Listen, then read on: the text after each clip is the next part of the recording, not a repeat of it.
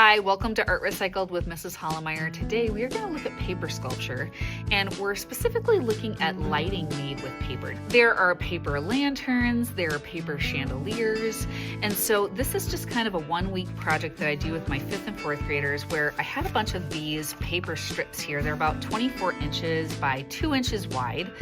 And I gave them a hole punch and a pipe cleaner and a stapler, and I said, build me a sculpture that might look like a chandelier.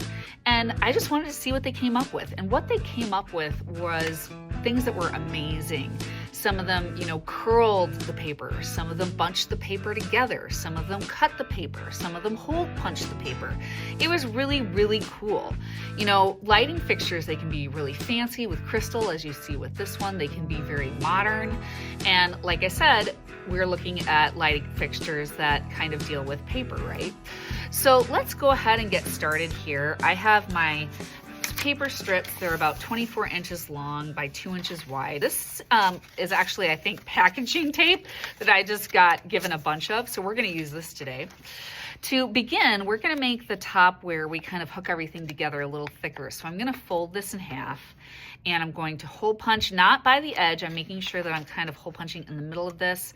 I'm going to make a hole there, and I'm going to take my pipe cleaner. I'm going to put it through, and then what I'm going to do is I'm going to turn this into a loop, and this allows me to hang it later.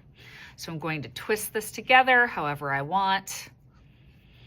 And then once I kind of twist them together and this kind of forms one long piece, as you can see here, I just kind of bend this down and I just twist it around the loop there so it's not sticking out.